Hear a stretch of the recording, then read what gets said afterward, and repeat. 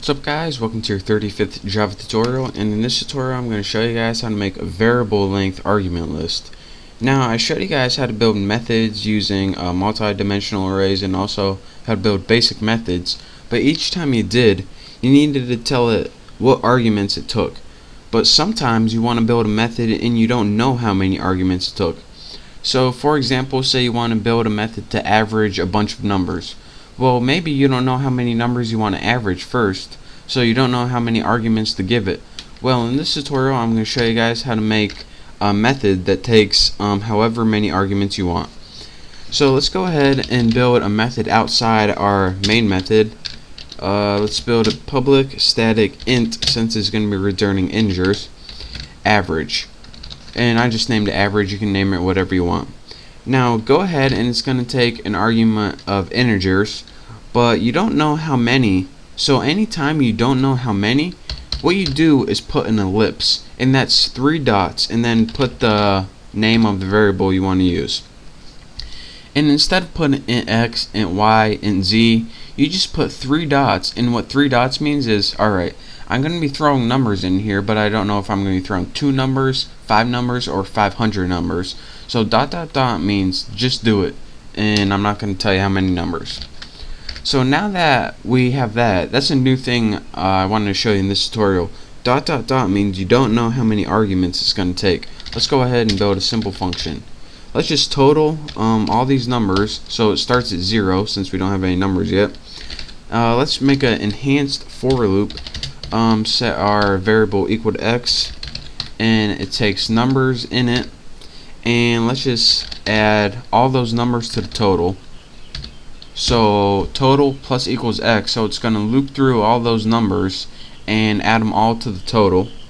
So now after that we just need to return the average.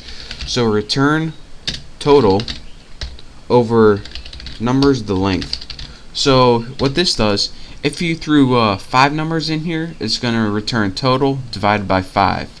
If you only threw 3 numbers in here, it's going to return that total divided by 3. So number, which should actually be numbers, is what you passed into it, and the length of it is how many values. So that's how that works. So this is our method we just built. Now we need a way to output it on the screen.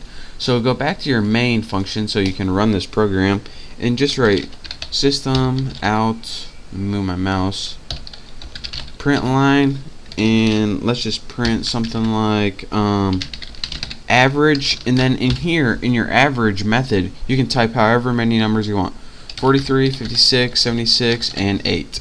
And let me go ahead and run this and show you guys. The average of this is 45. So that took 4 arguments, or 4 numbers right there.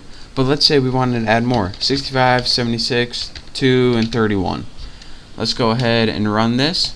Does it still work? Yep. Interestingly enough, the average is only 44 for this. Interesting.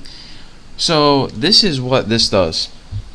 Anytime you want to build a method, this is the meat of this tutorial right here. Anytime you want to build a method that you don't know how many arguments it's going to take, so for example we pass like 4 the first time and 8 the second time, what you want to do is put what type it is, the ellipse, and then you just give yourself a variable that you can work with in your method. So again, that ellipse right there means I don't know how many it is, so I don't have to make it over and over again. So again, we just built the method right there and called it in our main function right there. So that's your quick tutorial on how to make a variable length argument list in methods that you build, so you don't have to write a new method each time you want to enter a different number of arguments. So practice that, and once you play with it a couple times, you'll get good at it.